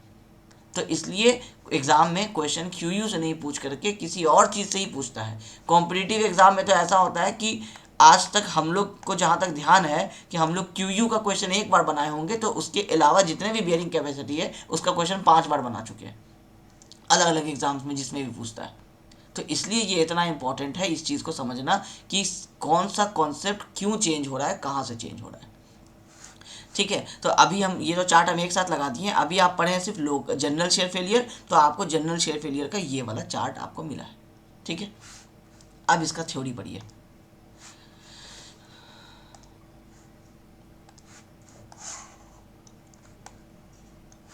This type of failure occurs in stiff clay या डेंस सैंड, मतलब जो भी चीज़ हार्ड है, जो कॉम्पैक्टेड है, उसमें ये होने वाला है। In this type of failure failure takes place at a very small strain, बहुत ही कम स्ट्रेन पे, मतलब है कि आपका चेंज इन लेंथ आपको क्या होगा, थोड़ा आपका जैसे हम यहाँ डायग्राम आपको दिखाए ना, ये यहाँ पे एक्चुअल फुटिंग था, फाइनल यहाँ है, तो ये जो आया ये क्या आया, ये आपका स्ट्रेन आया। तो ये बहुत कम स्ट्रेन इस पे होता है, मतलब ऐसा नहीं है कि फुटिंग अंदर जा रहा है तो 10 मीटर अंदर ही चला गया ज़मीन के, ऐसा नहीं होगा।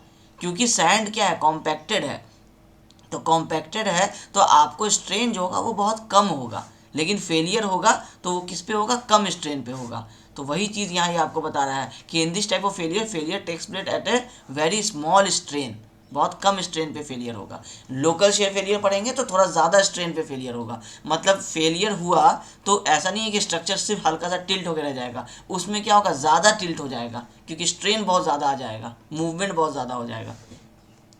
The load settlement curve shows A well defined peak, इसमें क्या होता है, लोड सेटलमेंट कर्व जो है वो एक वेल डिफाइंड पीक आपको यहाँ पे बता दिया है। आप ग्राफ देख के समझ सकते हैं कि मैक्सिमम लोड यहाँ तक है, इसके बाद आपका ये कम हो गया है। मतलब है कि आपको अगर बोला जाए कि इसको देख के बताओ मैक्सिमम लोड कैरिंग कैपेसिटी कितना होगा, तो आप यहाँ से ऊपर की तरफ ले जाएंगे, एक्स एक्सिस पे जो भी वैल्यू होगा आप बता देंगे कि इतना लोड ये बियर कर सकता है।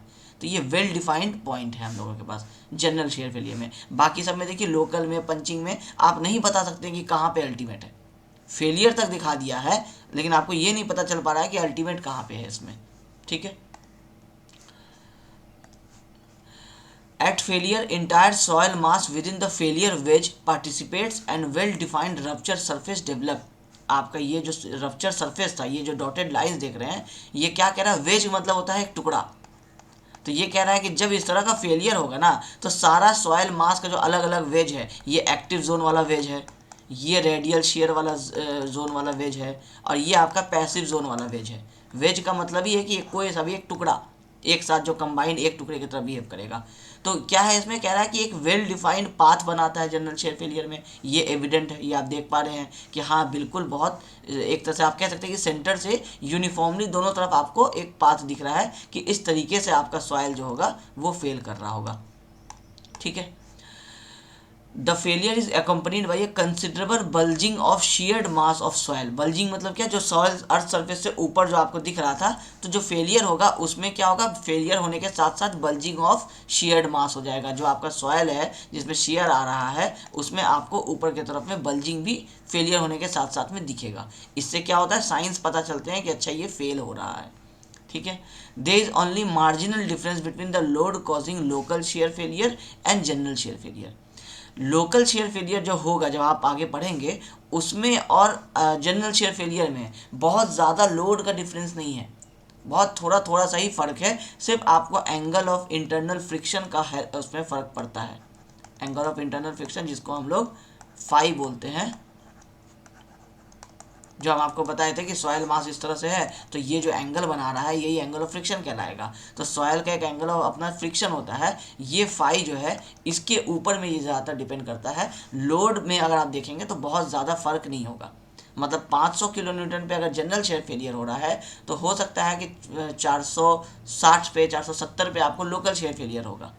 लेकिन जब लोकल शेयर फेलियर होगा तब उसका फेलियर देख करके समझ में आ जाएगा कि ये लोकल शेयर फेलियर हुआ है। अगर बल्जिंग नहीं हुआ, अगर वन साइड का टिल्ट नहीं हुआ, तो ये सब चीज़ देख के समझ में आ जाएगा कि जनरल शेयर फेलियर नहीं है। तो ये लोकल शेयर फेलियर है। तो आप ये नहीं कह सकते कि लोकल शेयर फेलियर में सर मेरा लोड 250 किलो न्यूटन तक ही रहेगा और जनरल शेयर फेलियर में 500 चला जाएगा, 2 गुने का फर्क नहीं आएगा, लेकिन थोड़ा सा ही फर्क रहेगा, बहुत ज़्यादा नहीं रहेगा। General shear failure is accompanied by low strain, इसमें स्ट्रेन कम होता है 5% से कम। In a soil with considerable phi greater than 36 degree, ये किस में होता है? जिसमें angle of internal friction 36 degree से ज़्यादा का होता है। लोकल शेयर फेलियर किस में होगा? जिसमें फाई आपका लेस देन 28 डिग्री होगा। ठीक है। लार्ज एन, एन को अभी आप छोड़ दीजिए क्योंकि अभी आप एसपीटी के बारे में पढ़े नहीं हैं, तो इसीलिए अभी आप इसको नहीं समझेंगे। एन मतलब होता है एसपीटी टेस्ट करते हैं उससे एक नंबर निकलता है, उसकी बात यहाँ पे हो रही है, अभी उसको इग्नोर कर दीजिए, इस वाले को अभी हमको यहाँ लिखना ही नहीं था। ठीक है। In a soil with considerable phi greater than 36 degree and having high relative density, 70% से ज़्यादा जिसका रिलेटिव डेंसिटी है, मतलब कॉम्प्रेस होने के चांसेस जिसके 30% ही सिर्फ हैं, उस तरह के सॉइल में ही आपका जनरल शेयर फेलियर होगा। यही चीज़ हम आपको इतनी देर से जितना पॉइंट्स है ये सारा हम आपको वही समझाए थे डायग्राम्स की हेल्प से। ठीक है। अब कुछ और कैरेक्टरिस्टिक्स है इसका जनरल शेयर फेलियर का। Continuous and well-defined distinct failure surface develops between the edge of footing and ground surface. Edge of footing और ग्राउंड सर्फेस के बीच में well defined distinct failure surface, मतलब आपको लाइंस जो है वो क्लियर कट, ये लाइंस आप देखिए, आप कह सकते हैं ना कि फुटिंग के एज में और सॉइल में एक डेफिनेट आपको पॉइंट जो है वो आपको पता चल रहा है फेलियर का। डेंस और stiff soil that undergoes low compressibility experiences this failure. High relative density अभी पिछले पेज में पढ़े, तो हाई डेंसिटी मतलब क्या है कि लो कॉम्प्रेसिबिलिटी, तो जो भी सॉइल डेंस सॉइल जिसमें लो कॉम्प्रेसिबिलिटी होता है उसमें ये वाला जनरल शेयर फेलियर होता है। Continuous bulging of shear mass adjacent to footing is visible, आपको बाहर में जो मिट्टी बाहर निकलता रहेगा, बल्जिंग होता रहेगा, वो आपको दिखाई देगा। Failure is accompanied by tilting of footing, failure जो होगा तो वो कैसे फेलियर होगा? आपका फुटिंग जो है वो टिल्ट होना शुरू हो जाएगा। Failure is sudden, sudden failure होगा, आपको बताए थे। And catastrophic with pronounced peak in curve, आपका जो फेलियर होगा वो आपका कर्व जो होगा वो यहाँ से सडनली एक यहाँ तक आने के बाद लोड जैसे यहाँ आया, अल्टीमेट लोड पहुँचा, सडनली उसके बाद क्या होगा कि आपका ये लोड आपका थोड़ा सा रिड्यूस होगा और सेटलमेंट बहुत ज़्यादा भाग जाएगा। आपका कर्व में क्या होगा? एक पीक आ जाएगा, मतलब एक हायर वैल्यू जो है वो आपका यहाँ से सडनली इस तरह से ये बन जाएगा। पीक बनने का मतलब हुआ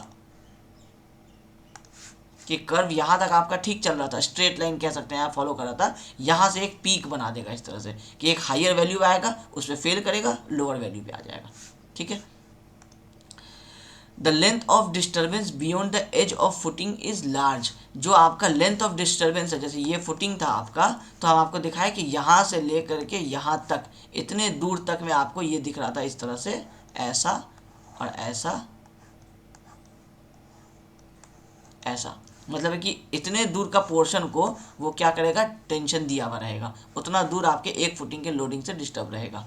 ठीक है। State of plastic equilibrium is reach initially at the footing edge and spreads gradually downwards and outwards.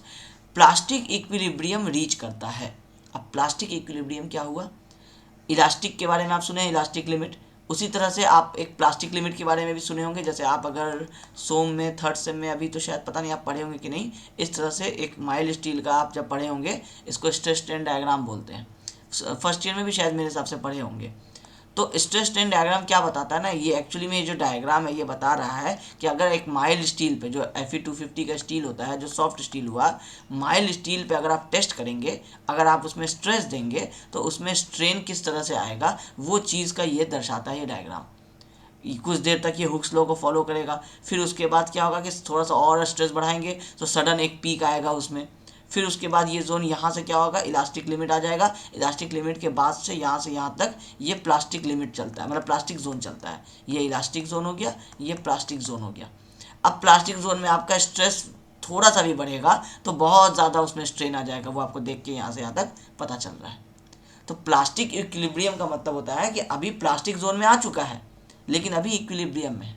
Equilibrium में मतलब क्या है? स्टेबल है अभी। अगर इसमें ज़रा सा भी मूवमेंट और हुआ तो ये अल्टीमेट फेलियर की तरफ बढ़ जाएगा। इसका ये मतलब होता है प्लास्टिक इक्विलिब्रियम का।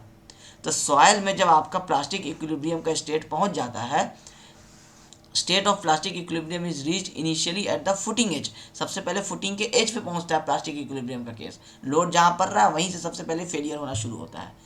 तो तुरंत में पूरा सॉइल बल्ज करके बाहर नहीं आ जाता है, पहले वो क्या करता है, लोड पड़ रहा है, प्रेशर पड़ रहा है, इलास्टिक लिमिट तक पहुंच रहा है, फिर धीरे धीरे करके वो प्लास्टिक वाले में पहुंचेगा। तो प्लास्टिक इक्विलिब्रियम सबसे पहले फुटिंग के एज पे आएगा और फिर धीरे धीरे करके वो नीचे की तरफ और बाहर की तरफ में जो पूरा जोन इस तरह से हम बनाए थे आपका, ये पूरे जोन में यहाँ से लेके यहाँ तक में वो स्प्रेड कर जाएगा।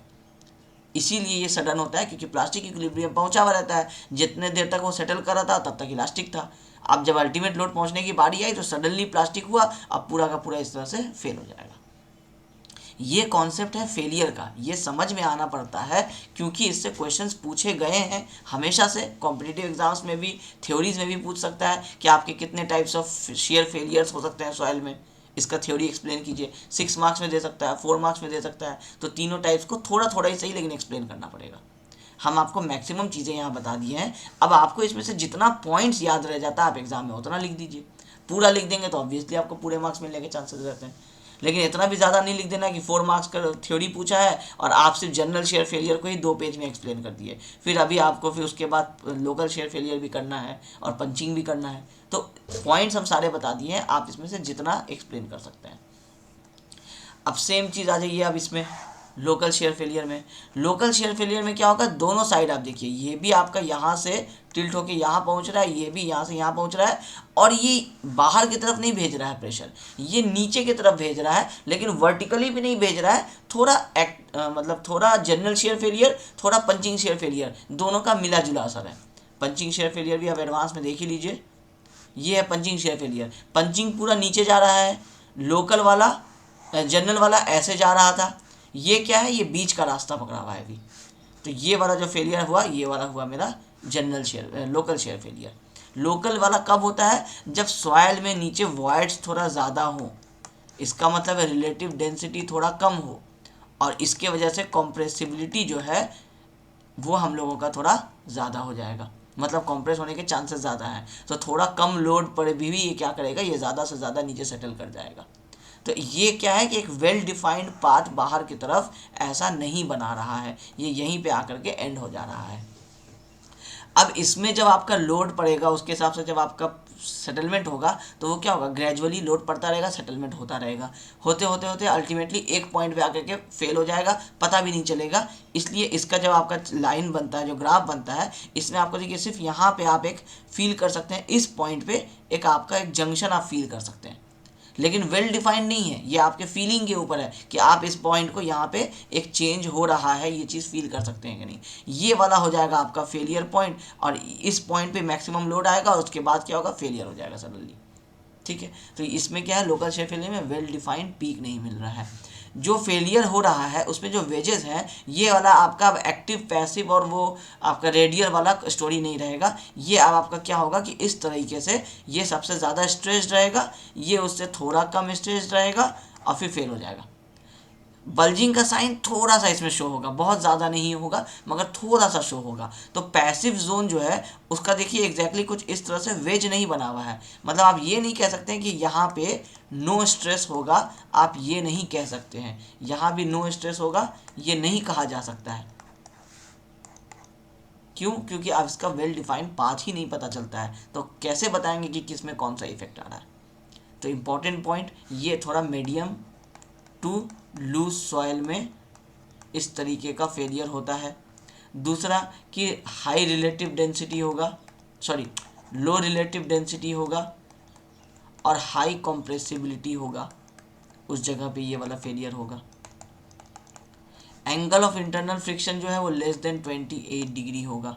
ठीक है, अब इन सारी चीज़ों को यहाँ पढ़िए, पहले ऊपर वाले से पॉइंट पढ़ना शुरू कीजिए। This type of failure occurs in medium dense sand with relative density between 35 से 70%। वो किस में हो रहा था, जनरल 70% से ग्रेटर वाले में हो रहा था। ये जो सॉइल जिसमें 35 से 70% रिलेटिव डेंसिटी है उसमें भी ये वाला फेलियर हो जाएगा। ठीक है, तो लेस रिलेटिव डेंसिटी मतलब हाइयर कॉम्प्रेसिबिलिटी, पहले से ही कॉम्पैक्टेड नहीं है बहुत ज़्यादा soil. In this type of failure takes place at a very large strain. Failure जब होता है तो स्ट्रेन बहुत ज़्यादा होता है, डायग्राम से देख करके भी समझ में आ ही रहा था। कि फेलियर जो हो रहा है वो यहाँ से लेकर के स्ट्रेन यहाँ तक आ गया, ये है मेरा स्ट्रेन का वैल्यू। जनरल वाले में कम हो रहा था ये चीज़। उसके बाद the load settlement curve does not show a well defined peak at failure, only a small portion of soil underneath the footing participates and well defined rupture surface develops only at points directly below the footing. जब आपका failure हो रहा होता है तो आपका जो soil just उसके नीचे है सिर्फ वो पार्टिसिपेट करता है, और ये जो आपके जो क्लियर पाथ जो है, ये क्लियर पाथ आपका रप्चर का नहीं बनता है। यही चीज़ हम आपको यहाँ डायग्राम इसलिए दिखाए थे ताकि समझ में आ जाएगा ये वाला point. Local bulging of soil at surface begins when strain exceeds about 8%। जब स्ट्रेन 8% हो चुका होगा फिर उसके बाद आपको बल्जिंग बाहर में दिखाई देने लगेगा। तो जब फुटिंग पहले ही फेल होकर के 8% तक उसमें डिफ्लेक्शन आ रहा है तब जाकर के आपको बाहर में साइन शो होगा। जनरल फेलियर में क्या हो रहा था कि जैसे ही लोड अल्टीमेट पे पहुंचा और फेल होना शुरू हुआ वहाँ से आपको बाहर में ज़्यादा बल्जिंग दिख रहा था, इतना बल्जिंग दिख रहा था। एक तो इसमें बल्जिंग कम दिख रहा है लोकल शेयर फेलियर में, और प्लस ये भी कब स्टार्ट होगा दिखना, जब यहाँ पे फेलियर जो है वो 8% स्ट्रेन तक पहुँच गया होगा, स्ट्रक्चर 8% कोलैप्स कर रहा होगा अपने इनिशियल जगह से, तब जाकर के आपको बाहर में साइन शो होना शुरू होगा। फिर आपको पता चलता है कि फेल हो रहा है, फिर आप भागते हैं। तो इसमें क्या होगा, ये खराब वाला शेयर फेलियर हुआ। The curve shows increase in resistance after failure. अब देखिए इसका मतलब क्या है कि जब फेलियर हो गया है, यहाँ पे हम लोगों का फेलियर डिसाइड हुआ, उसके बाद भी क्या होगा, आपको ये रेजिस्टेंस थोड़ा सा शो करेगा। सॉइल जो है वो आपको थोड़ा सा ऐसा बोलेगा कि हम और एक्स्ट्रा लोड ले सकते हैं, बट एक्चुअली में नहीं ले सकता है, तो वो रेजिस्टेंस शो करेगा, मगर इसको आप एक्चुअल अल्टीमेट स्ट्रेंथ नहीं बोल सकते हैं। फेलियर यहीं पे स्टार्ट हो जाता है। अब फेलियर होना यहाँ से शुरू हो गया तो ये हम लोगों का अल्टीमेट लोड हो गया। अब उसके बाद भी देखिएगा कि आपका अगर हम इस पॉइंट को ऊपर ले जाएं तो ये 500 आ रहा है, तो हो सकता है यहाँ ऊपर ले जाएंगे तो ये 550 आएगा। तो मतलब है कि अल्टीमेट लोड पहुंचने के बाद भी फेल होने से पहले वो क्या कर रहा है, उसकी ऐंठन एक तरह से आप समझिए कि कम नहीं हो रही है। वही वाला पॉइंट है ये कि वो फेल हो गया है मगर फिर भी वो क्या करेगा, वो और दिखाएगा, फॉल्स दिखाएगा कि हम और लोड बियर कर सकते हैं, जबकि एक्चुअली में वो फेल हो चुका है। ठीक है। Local shear failure is accompanied by large strain, जिसमें आपका स्ट्रेन 10 से 20% होता है। ऑब्वियसली जनरल शेयर फेलियर में स्ट्रेन बहुत कम हो रहा था, लोकल शेयर फेलियर में 10 से 20% जब स्ट्रेन रहेगा, 10 से 20% स्ट्रेन आपको इसमें दिखेगा। और फेलियर कब पता चलेगा, जब 8% स्ट्रेन आपका हो जाएगा तब बाहर में बल्जिंग आपको पता चलेगा। In a soil with considerably low phi, जिसमें एंगल ऑफ इंटरनल फ्रिक्शन बहुत कम रहेगा, and having low relative density, आपको 20% से ग्रेटर है, मतलब 35 से 70% इसका रिलेटिव डेंसिटी है, उस वाले सॉइल में ये फेलियर होगा।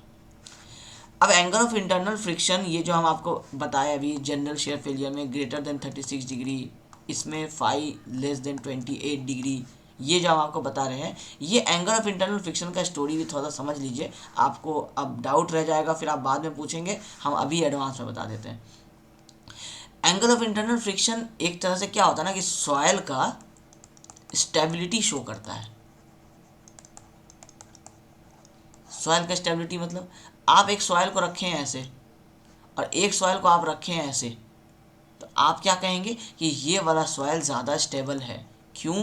क्योंकि हम इसको ज़्यादा एंगल पे दे के रखे हैं, फिर भी ये सॉयल गिर नहीं रहा है।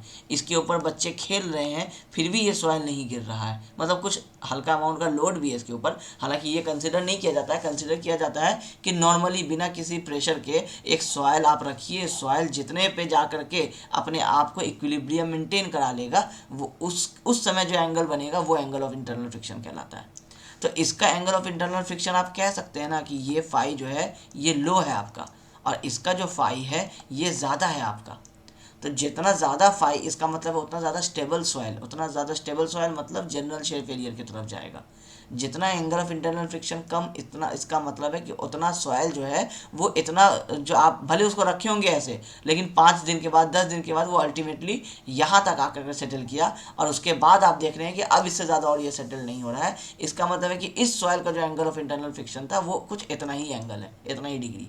तो वो क्या है कि जो लोकल शेयर फेलियर जिस सॉइल में होता है वो सॉइल ऑब्वियसली आपको बहुत ज़्यादा स्टेबल नहीं है, वो अगर आपको जनरली रख दिया जाए कहीं पे तो वो क्या करेगा, सेटल करेगा नीचे की तरफ, क्योंकि उसमें गैप ज़्यादा है, वॉइड ज़्यादा है, उसकी कॉम्प्रेसिबिलिटी ज़्यादा है, उसका रिलेटिव डेंसिटी कम है। ये सारे पॉइंट्स क्या हैं, ये सब आपको कॉन्सेप्ट हैं जो आपको बता रहे हैं ओवरऑल एक ही चीज़ को कि सॉइल कमज़ोर है। कैसे कमज़ोर है, रिलेटिव डेंसिटी कम है उसका, रिलेटिव डेंसिटी कम है मतलब वॉइड ज़्यादा है, वॉइड ज़्यादा है मतलब कंप्रेस ज़्यादा होगा, कंप्रेस ज़्यादा होगा तो अगर इस तरह से सॉइल को रख देंगे तो सॉइल कुछ दिन बाद मिलेगा हम लोगों को ऐसा, और फिर उस पर जब स्टेबिलिटी आएगा उसको एंगल चेक करेंगे तो वो निकला अगर 18 डिग्री तो वो 18 डिग्री 28 से कम है ऑब्वियसली। तो इस तरह का जो लोकल शेयर फेलियर जिस सॉइल में होने वाला होता है उसमें हम लोगों का फाई लेस देन 28 डिग्री होता है। अब यहाँ से एक चीज़ और एडवांस में बता देते हैं कि जब टरज़ागी ने फॉर्मूला दिया था वो दिया था, हम आपको ये बताए थे कि जनरल शेयर फेलियर के लिए दिया था, ठीक है। अब वो जनरल शेयर फेलियर का फॉर्मूला आपको अभी मान लीजिए कि कुछ ऐसा रहेगा कि CNC plus gamma DF N gamma plus half B gamma DF NQ plus half B gamma N gamma, ये आपका फॉर्मूला रहेगा। अब इस फॉर्मूला में वो क्या किए कि वो मान के चले कि जनरल शेयर फेलियर की है, इसका मतलब है कि वो मान के चले कि फाई ग्रेटर देन 36 डिग्री था, यही मान के चले ना। अब मान लीजिए आपको बोला जा रहा है एग्जाम में कि लोकल शेयर फेलियर होना है, उसके लिए आप बताइए अल्टीमेट स्ट्रेंथ। तो आप क्या करेंगे कि इसमें से जो जो वैल्यू 5 पे डिपेंड कर रहा था उन वैल्यूज़ को आप क्या करेंगे, अब रिवाइज करना पड़ेगा आपको, क्योंकि टरज़ागी ने कहा था कि हम जो फॉर्मूला दे रहे हैं वो जनरल शेयर फेलियर के लिए, लेकिन अगर आपको लोकल निकालना है तो ये जो NC NQ एन गामा जो वैल्यूज़ हैं ये क्या होता है, ये डिपेंड करते हैं आपको एंगल ऑफ इंटरनल फ्रिक्शन पे। अब वो मान के चला था कि 36 डिग्री से ज़्यादा का एंगल ऑफ इंटरनल फ्रिक्शन है तो वो जनरल शेयर फेलियर मान के उसका वैल्यू बताया। हो सकता है इसका वैल्यू आपको बताया होगा 5, इसका वैल्यू 2, इसका वैल्यू 6, कुछ ऐसा बताया होगा। आप अपना, अब आपका फाई चेंज हो गया तो फाई चेंज हुआ तो उसके हिसाब से आपको क्वेश्चन में कंडीशन बताएगा, आप क्या कीजिएगा उसके हिसाब से आप चेंज कीजिएगा, तो ये निकलेगा 4, ये 1, ये 2। अब उस हिसाब से फिर आप क्यू निकालिएगा, अब ये वैल्यूज़ यहाँ पुट कीजिएगा। तो ये फाई के ऊपर डिपेंड करेगा कि फाई अगर लेस देन 28 है, ये आपका एक बेंचमार्क है, इसको याद रख लीजिए कि फाई लेस देन 28 और यहाँ पे आपका फाई जो है वो ग्रेटर देन 36। ये दो चीज़ याद रखना है, कॉम्पिटिटिव एग्जाम्स वालों को, ऑब्जेक्टिव वालों को, कॉन्सेप्ट समझने वालों को ये चीज़ पता होना चाहिए, ठीक है। तो ये हो गया मेरा लोकल शेयर फेलियर। अब इसका भी कुछ प्रॉपर्टीज है, पढ़ लीजिए। A significant compression of soil below the footing and partial development of plastic equilibrium is observe. इसमें प्लास्टिक इक्विलिब्रियम जो है पार्शियली ऑब्जर्व किया जाता है। पार्शियली क्यों, क्योंकि प्लास्टिक इक्विलिब्रियम स्टार्ट होगा यहाँ से और यहाँ तक आने के बाद ख़त्म हो जाएगा। इलास्ट उसमें क्या हो रहा था जनरल शेयर फेलियर में कि बिल्कुल बाहर तक जाकर के ऐसे कनेक्ट हो रहा था, तो उस समय आप कह सकते हैं कि ये पूरा जोन प्लास्टिक इक्विलिब्रियम में था, अभी सिर्फ थोड़ा ही दूर तक प्लास्टिक इक्विलिब्रियम है। इसका मतलब है कि पार्शियल प्लास्टिक इक्विलिब्रियम हुआ आपका। Failure is not sudden and there is no tilting of footing. 8% strain तक तो आपको वो बल्जिंग नहीं करा रहा है, फेल हो चुका है लेकिन आपको पता नहीं चल रहा है। क्यों, क्योंकि वो आपको टिल्टिंग नहीं हो रहा है, फुटिंग में टिल्टिंग नहीं हो रहा है तो बल्जिंग नहीं हो रहा है सॉइल का। और दूसरा कि इसमें फेलियर सडन नहीं होता है, इसमें फेलियर ग्रेजुअल होता है। कैसे पता चला, ग्राफ से पता चला। लोड बढ़ते जा रहा है, बढ़ते जा रहा है, फुटिंग में सेटलमेंट आते जा रहा है, आते जा रहा है, आते जा रहा है, अल्टीमेटली एक पॉइंट पे आएगा, बोलेगा बहुत हो गया। लेकिन ये नहीं है कि वो सडनली कोलैप्स कर जाएगा, वो ऐसे ही नीचे की तरफ ऐसे टिल्ट करता रहेगा स्ट्रक्चर आपका, ये होगा फिर ये ऐसे करके हो जाएगा। मतलब कहने का मतलब वही है कि आपका ये थोड़ा थोड़ा करके ये इंक्लाइन होना शुरू होते चला जाएगा और आपको दिखेगा कि बिल्डिंग जैसे वो लीनिंग टावर ऑफ पीसा, वो क्या है, वो धीरे धीरे करके आपका वो सेटल हो रहा है। तो वो क्या एग्जांपल बता रहा है, वो यही एग्जांपल बता रहा है लोकल शेयर फेलियर का। ऐसा नहीं है कि वो एक बार में टूट के गिर गया, वो टिल्ट हो रहा है। क्यों, क्योंकि नीचे फाउंडेशन जो है वो कंप्रेस होता जा रहा है, होता जा रहा है। तो वो लोकल शेयर फेलियर का एक एग्जाम्पल हो गया, ठीक है। उसका कॉन्सेप्ट भी एक्चुअली में वही है लीनिंग टावर ऑफ पीसा का, कि जब वो बना था ना तो उस ज़माने में एक तरफ एक्स्ट्रा लोड उसमें दे दिया गया था। तो जब एक्स्ट्रा लोड दिया गया ना तो उसके वजह से वो धीरे धीरे करके वो टिल्ट होने लगा। अब टिल्ट होने लगा तो उसको कंपनसेट करने के लिए अब दूसरी तरफ लोड डाल नहीं सकते थे, क्योंकि दूसरी तरफ लोड डालते तो फिर उसमें क्या कहता है कि वो एक्स्ट्रा लोड हो जाता। जब एक ही तरफ के लोड से वो सेटल कर रहा था तो दूसरी तरफ भी लोड डाला नहीं गया, फिर कि अब फिर पता चलेगा कि पूरा का पूरा वो जो टावर है वही आपका टिल्ट कर जाएगा। अब उसके बाद से लेकर के जितना वो टिल्ट हुआ है उसके बाद वो स्टेबल हो गया है सॉइल, वो वही है जो आपको अभी जो उसका टिल्टिंग जो है वो मिल रहा है, ठीक है। सिग्निफिकेंट ये बता दिए, फेलियर नॉट सडन बता दिए, failure surface does not reach the ground surface and slide bulging of soil around the footing is observe. Failure surface ground तक नहीं पहुंचता है, ये वाला लाइन जो है ये ग्राउंड तक नहीं आ रहा है, और थोड़ा सा बल्जिंग आपको सिर्फ देखने को मिलेगा, जनरल में ज़्यादा बल्जिंग देखने को मिलता है। Failure surface is not well defined, आपको बता दिए कि सिर्फ ऐसे ऐसे करके आपको बस फेलियर सरफेस है और यहाँ पे ऐसे आपका फुटिंग है, पूरा वेल डिफाइंड पाथ नहीं है। Failure is characterized by considerable settlement, settlement ज़्यादा होता है, ये तो इस डायग्राम से ही समझ में आ रहा है चार्ट से कि सेटलमेंट ज़्यादा है। उसमें क्या हो रहा था ऐसा, मतलब अल्टीमेटली अगर आप देखिएगा तो सेटलमेंट यहाँ तक हो रहा था जनरल शेयर फेलियर में, इसमें क्या हो रहा है अगर यहाँ फेल कर रहा है तो सेटलमेंट यहाँ तक हो रहा है। इसका मतलब है कि लोकल शेयर फेलियर जब होगा तो सेटलमेंट ज़्यादा होगा, पहले से ही हो रहा होगा। जनरल शेयर फेलियर जब होगा तो सेटलमेंट बहुत ज़्यादा नहीं होगा, लोड बहुत ज़्यादा बियर कर सकेगा। तो ऑब्वियसली यहाँ से ये सब चीज़ याद होते ही चला जाएगा अब आपको कि ये कॉम्पैक्ट सॉइल है तो बहुत ज़्यादा लोड बियर करेगा, ये लूज सॉइल है तो बहुत ज़्यादा सेटल करेगा। यही सब वो कैरेक्टरिस्टिक्स होते हैं जो मेन पॉइंट जो एग्जाम में याद रह जाता है, और फिर उसको आप इलेबोरेट करके कुछ कुछ पॉइंट्स बना करके आप लिख पाते हैं। मेन चीज़ की पॉइंट्स यही है, compact soil, loose soil, 5 greater than 20, less than 28, greater than 36, यही सब चीज़ें याद रहनी है, बाकी सब तो इंग्लिश हिंदी है। ठीक है। Well defined peak is absent in P delta curve, P मतलब लोड, डेल्टा मतलब सेटलमेंट। लोड सेटलमेंट कर्व में क्या है आपका ये well defined peak local shear failure में नहीं मिलता है। अब उसके बाद नेक्स्ट हम लोगों का आता है पंचिंग शेयर फेलियर। अब पंचिंग शेयर फेलियर क्या होता है, जो हम आपको लास्ट वाले क्लास में भी आपको पेन का और पेपर का एग्जांपल दिए थे कि ये आपका एक पेपर है, A4 साइज़ का पेपर ले लीजिए, सिंगल पेज, उसको ऐसा रखिए, उसमें आप इस पेन से प्रेशर लगाइए, ये इसमें होल करके इस तरह से बाहर आ जाएगा। अब इसी जगह पे आप कॉपी रख लीजिए, कॉपी रखिएगा, इसके ऊपर अब आप इसमें प्रेशर लगाइए तो वो उसको ब्रेक करके बाहर नहीं आ पाएगा। क्यों? क्योंकि उस फुटिंग का थिकनेस थोड़ा आप बढ़ा दिए। तो पंचिंग शेयर फेलियर से बचने के लिए जब आप फुटिंग देते हैं उस फुटिंग का थिकनेस को चेक कर लिया जाता है। जो आप 6 सेमेस्टर में जब जाएंगे तो आप एडवांस आरसीसी जब पढ़ेंगे तो उसमें फाउंडेशन का एक डिज़ाइन आएगा। फाउंडेशन डिज़ाइन में जब आप न्यूमेरिकल करेंगे तो आप देखेंगे कि पंचिंग शेयर फेलियर से फेल होना है, उसके लिए जो चेक लगाया जाता है वो चेक लगाया जाता है डेप्थ ऑफ फुटिंग का, कि डेप्थ ऑफ फुटिंग, सॉरी ये DF इसको नहीं लिखेंगे, फुटिंग डेप्थ लिखेंगे, फुटिंग डेप्थ D। ये चेक किया जाता है कि मोटा कितना दे रहे हैं। एक पेज लिए थे तो टीयर हो गया, 100 पेज का एक कॉपी ले लिए तो टीयर नहीं हुआ। इसका मतलब है कि कोई एक लिमिट था जिसके आगे टीयर नहीं होगा, जिसके पहले टीयर होगा। 10 पेज होगा, 20 पेज होगा, जहाँ तक पंचिंग होगा उसके बाद वाला फिर थिकनेस में पंचिंग नहीं होगा। वो मिनिमम थिकनेस हम लोग चेक करके निकाल लेते हैं। अगर उससे ज़्यादा का हम लोग थिकनेस प्रोवाइड किए हैं तो हम लोग मान लेते हैं कि अब हम लोगों का पंचिंग फेलियर नहीं होगा। अब बाकी किसी और चीज़ से फुटिंग फेल कर जाए। ये बात होगा आरसीसी में। अभी बात हो रही है सॉइल की, अभी फुटिंग कंक्रीट का है कि लकड़ी का है कि आदमी खड़ा है कि उसके ऊपर कोई हाथी खड़ा है, उससे कोई मतलब नहीं है। अभी बात हो रही है कि सॉइल किस तरीके से फेल कर सकता है। तो एक है जिसमें सॉइल में लेस सेटलमेंट हो सकता है, वो है जनरल शेयर फेलियर। एक है जिसमें सॉइल में मोर सेटलमेंट हो सकता है, वो है आपका लोकल शेयर फेलियर। और एक है जिसमें सडन सेटलमेंट हो सकता है, अब वो भी कैसा, vertical sudden settlement. Start diagram से करते हैं। ये वाला आपका है, ये आपका फुटिंग था, ये पूरा का पूरा फुटिंग बिना टिल्ट हुए, नो टिल्टिंग, सीधा क्या है वर्टिकली ये डाउनवर्ड्स इसका मूवमेंट। जो टिपिकल फेलियर आप जो न्यूज़ वगैरह में देखते हैं कि एक बिल्डिंग पूरा का पूरा कोलैप्स कर गया, वो एकदम टिपिकल वो आपका पंचिंग फेलियर वाला एग्जांपल है। अगर वो बिल्डिंग टिल्ट करके दूसरे बिल्डिंग के ऊपर गिरा है, इसका मतलब है कि वो वन साइड टिल्ट हुआ है। अब वो हो सकता है कि आपका लोकल शेयर फेलियर हो या फिर वो आपका जनरल शेयर फेलियर हुआ हो सॉइल का। वो तो सॉइल के वहाँ का टेस्टिंग होगा तो पता चल जाएगा कि एंगल ऑफ इंटरनल फ्रिक्शन कितना था, उसका कॉम्पैक्टनेस, रिलेटिव डेंसिटी निकालेंगे। आप कोई एक सैंपल उठा लेंगे, उसमें से आप वॉइड्स निकालेंगे, रिलेटिव डेंसिटी निकालेंगे, उससे पता चल जाएगा रिलेटिव डेंसिटी कितना था। ये सब चीज़ें किया जाता है, जो पता चलता है, जो इंजीनियर्स अपना रिव्यू देते हैं कि क्या हुआ था, वो ये सब चीज़ों पे देते हैं।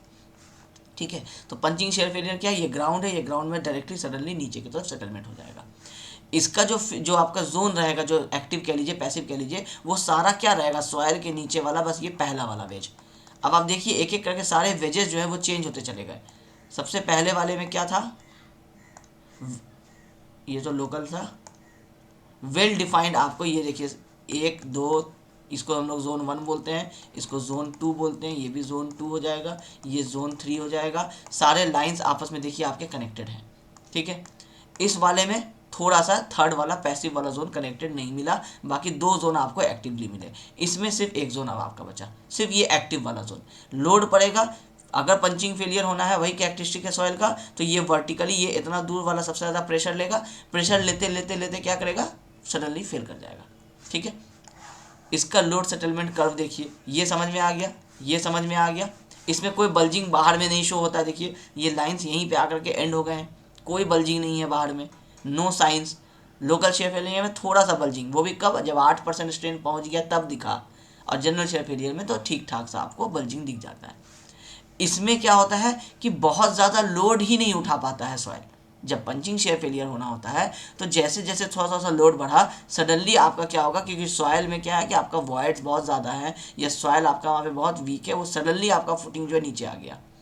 तो सबसे ज़्यादा लोड जो है हैवी लोड वो उठाया आपका जनरल शेयर फेलियर में सॉइल, मीडियम लोड उठाया आपका लोकल शेयर फेलियर में, और लेस लोड उठाया आपका पंचिंग शेयर फेलियर में।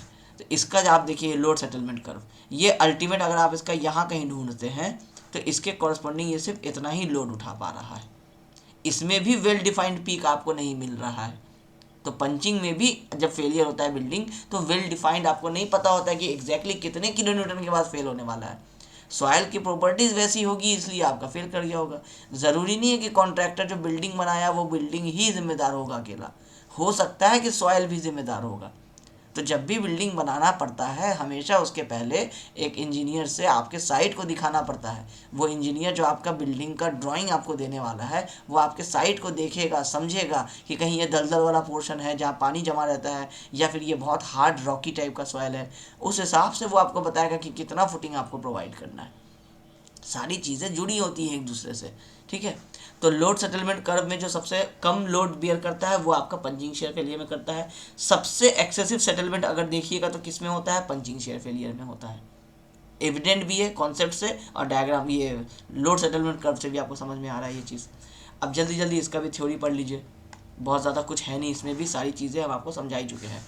This type of failure occurs in loose sand, अब क्लियर कट लिख दिया कि लूज सैंड में ये वाला होता है, और सॉफ्ट क्ले, जो भी चीज़ सॉफ्ट है लूज है, with relative density less than 35%। 35 से 70% में क्या हो रहा था, जनरल। 70% ग्रेटर वाले रिलेटिव डेंसिटी में क्या हो रहा था, 35 से 70 वाले में लोकल, और 70% से ग्रेटर रिलेटिव डेंसिटी था उसमें जनरल शेयर फेलियर हो रहा था। अब जिस सॉइल का रिलेटिव डेंसिटी 35% से भी कम है, 20% है, उस सॉइल में कॉम्पैक्शन होने का कैपेसिटी कितना है, 80% है। तो वो 80% आपका हो जाएगा इसमें कॉम्पैक्शन। जो 80% जब कॉम्पैक्शन होने वाला है, इसका मतलब है कि फुटिंग सडनली 80% नीचे की तरफ चला ही जाएगा ना जब कॉम्पैक्शन होगा लोड पड़ने से। तो इसलिए ये पंचिंग शेयर फेलियर और ये डेटा अपने आप को वेरीफाई करता है आपस में, भूलने का चांस यहाँ पे नहीं रहना चाहिए। पंचिंग शेयर फेलियर मतलब पंच कर जाएगा नीचे की तरफ, नीचे की तरफ पंच कर जाएगा मतलब सॉइल में वॉइड्स बहुत ज़्यादा है, मतलब कॉम्पैक्ट बहुत ज़्यादा होगा, मतलब रिलेटिव डेंसिटी बहुत कम होगा। इस तरह से ऑब्जेक्टिव क्वेश्चन कॉम्पिटिटिव एग्जाम्स में बनेगा, जो हम आपको अभी बोले। एसबीटी में नहीं बनेगा, एसबीटी में सिर्फ आपको पता होना चाहिए सारी बातें। In this type of failure, footing penetrates into the soil without any bulging in the soil at the surface. Footing पूरा पूरी penetrate कर जाता है बिना किसी bulging वाले साइंस के, जो हम आपको दिखाए। Increase in vertical load increases the vertical movement and compression in the foundation soil. जितना जितना vertical load बढ़ाते चले जाइएगा उतना उतना vertical movement और compression जो है soil में बढ़ते चला जाएगा। डायरेक्टली बिल्डिंग पे लोड बढ़ता रहेगा, डायरेक्टली पंचिंग फेलियर के चांसेस बढ़ते रहेंगे, ठीक है। The failure is accompanied by vertical share around the perimeter of the footing. ये जो पेरीमीटर है फुटिंग का, इसी के चारों तरफ क्या होगा, ये पूरा का पूरा पोर्शन नीचे आया। पूरा पोर्शन नीचे आया मतलब क्या, प्लान में अगर देखेंगे तो ये अगर मेरा मान लीजिए कॉलम था और ये वाला अगर मेरा फुटिंग था, तो ये नीचे आने का मतलब क्या, ये पूरा का पूरा ये जो रेक्टेंगुलर ये स्क्वायर फुटिंग है ये पूरा नीचे चला गया है ना। तो पूरा नीचे चला गया इसका मतलब क्या है कि ये पूरा जो पेरीमीटर है फुटिंग का, ये पूरा का पूरा पेरीमीटर के अलोंग में ये फुटिंग नीचे चला गया है पूरा। देखिए आपका कोई एक्स्ट्रा और यहाँ पे गैप नहीं बचा हुआ है, पूरा का पूरा फुटिंग ही आपका सॉइल में सिर्फ नीचे चला गया।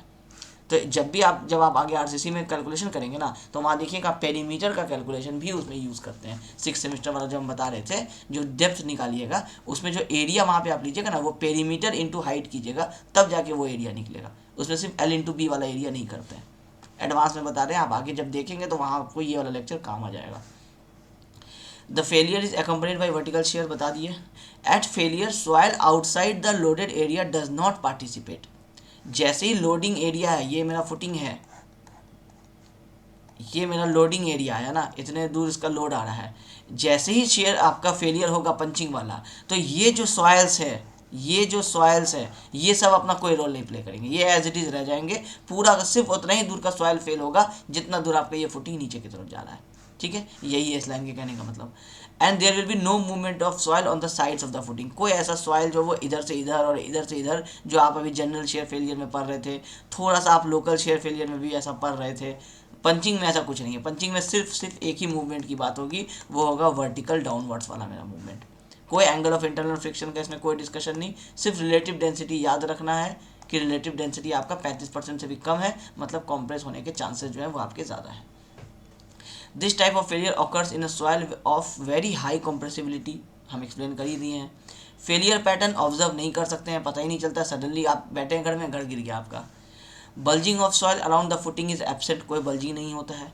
Failure is characterized by very large settlement, बहुत ज़्यादा सेटलमेंट होता है, ये हम आपको डायग्राम में भी यहाँ पे दिखा दिए, और यहाँ से भी देख के समझ में आ रहा है कि यहाँ से पूरा का पूरा फुटिंग डायरेक्टली यहाँ आ गया, सेटलमेंट बहुत ज़्यादा हुआ। Continuous settlement with no increase in P is observe in curve. अब देखिए, कोई पी नहीं बढ़ाए, यहाँ पे मेरा पी मान लीजिए आया 200 किलो न्यूटन, और यहाँ पे भी जो पी होगा वो कुछ 205 210 किलो न्यूटन के आसपास होगा। मतलब कोई बहुत लोड नहीं बढ़ा, पी नहीं बढ़ा, और यहाँ से सॉइल सेटल करके यहाँ तक फेल कर गया। इसका मतलब है कि पंचिंग शेयर फेलियर में जैसे ही एक पॉइंट पे पहुंचा, जो हम लोग पढ़ते हैं ना प्लास्टिक जोन में, कि जैसे ही प्लास्टिक हुआ वो अपने आप उसमें स्ट्रेन आना शुरू हो जाएगा, परमानेंट स्ट्रेन। वही वाला कॉन्सेप्ट यहाँ पे आ रहा है कि इसमें तो फिर भी क्या था, सेटलमेंट हो रहा है, लोड भी बढ़ रहा है। यहाँ पे लोड का कैपेसिटी इतना है, सेटलमेंट इतना है, सेटलमेंट बढ़ा तो लोड का कैपेसिटी बढ़ा, सेटलमेंट बढ़ा लोड का कैपेसिटी बढ़ा। यहाँ ऐसा कुछ नहीं है। पंचिंग शेयर फेलियर में सेटलमेंट बढ़ते जा रहा है, लोड का कैपेसिटी उतना का उतना ही है। सेटलमेंट यहाँ आ गया, लोड का कैपेसिटी यहीं है। सेटलमेंट यहाँ पहुँच गया, लोड का कैपेसिटी यहीं पे है। मतलब एक ही लोड के अराउंड में सेटलमेंट बहुत ज़्यादा हो जाता है। तो ये है हम लोगों का पंचिंग शेयर फेलियर। तो हम लोग आज पढ़े general shear failure, local shear failure और पंचिंग शेयर फेलियर। ये अपने आप में एसबीटी में एक बहुत ही इम्पॉर्टेंट थ्योरी है। आप अभी डिस्कशन से ही समझ गए होंगे कि ये समझना ही कितना डिफ़िकल्ट हो रहा होगा। इसमें से हम आपको ज़्यादा पॉइंट्स लिख के इसलिए दिए हैं, आपको इसमें से जो वाला याद रहता है, क्योंकि सब इसी का पॉइंट है, आपको जो याद रहता है आप वो लिख दीजिए। आने के चांसेस हैं 4 मार्क्स के थ्योरी में, 6 मार्क्स के थ्योरी में नहीं देना चाहिए, उसमें न्यूमेरिकल वाला पार्ट के लिए रखता है, लेकिन हो सकता है 6 मार्क्स की भी थ्योरी में दे दे, तो भी यही एक्सप्लेन करना है आपको। तो आज के लेक्चर को हम लोग यहीं पे स्टॉप करते हैं। आज हम लोग जो चीज़ पढ़े हैं अब इसी को यहीं पे आप एब्जॉर्व कीजिए, चीज़ों को दोबारा देखिए, आप नोट्स पढ़िए, इससे आपको ये सारे वाले कॉन्सेप्ट जो हैं ये क्लियर हो जाएंगे। फिर हम लोग नेक्स्ट वाले क्लास में जैसे आगे बढ़ेंगे तब हम लोग आएंगे टरज़ागी के फॉर्मूला में, वहाँ से इंटरेस्टिंग लगना शुरू हो जाएगा। अगर ये पहला 2 वाला बोर्ड भी लग रहा होगा लेक्चर, क्योंकि कॉन्सेप्चुअल है, वो चीज़ें बता रहे हैं जो आप देखे नहीं होते हैं, आपको फील करना है। अब 1 घंटे का लेक्चर सुनने में कई बार नींद भी आ जाती है, ये सारे प्रॉब्लम्स जेन्युइन होते हैं, लेकिन आपको क्योंकि कुछ चीज़ों को लाइफ टाइम के लिए अगर याद रखना है तो फिर ये 2 लेक्चर को सुनना पड़ेगा, समझना पड़ेगा। अगर सिर्फ एग्ज़ाम में पास होने का भी फिलहाल टारगेट है तो नेक्स्ट वाला लेक्चर आप ही के लिए है, क्योंकि उसमें आपको फॉर्मूला मिलेगा, फॉर्मूला से आपका न्यूमेरिकल बन जाएगा। न्यूमेरिकल 6 मार्क्स का आने का चांसेस रहता है, न्यूमेरिकल्स ईजी ही रहेगा। बस आपको क्या क्या अप्लाई करना है वही ये 2 लेक्चर में हम आपको समझाएं। जो जनरल शेयर फेलियर या लोकल शेयर फेलियर लिख दिया क्वेश्चन में तो समझ में अब आएगा ना कि लोकल शेयर फेलियर किसको बोल रहे हैं, वो स्टोरी जो दिमाग में चलेगा ना, उसके लिए ये 2 लेक्चर आपका इसमें ये टाइम लगता है बताने में।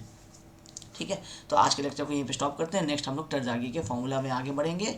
मेरे हिसाब से 2 लेक्चर्स में थ्योरी का काम कंप्लीट हो जाएगा, 2 या 3 लेक्चर में हार्डली, और उसके बाद हम लोग फिर न्यूमेरिकल वाले उस पार्ट पे आ जाएंगे। फिर हम लोगों का ये यूनिट नंबर 5 भी कंप्लीट हो जाएगा। तो आई होप हम आपको आज जो ये फेलियर पैटर्न समझाए आपको ये समझ में आ गया होगा। Thank you.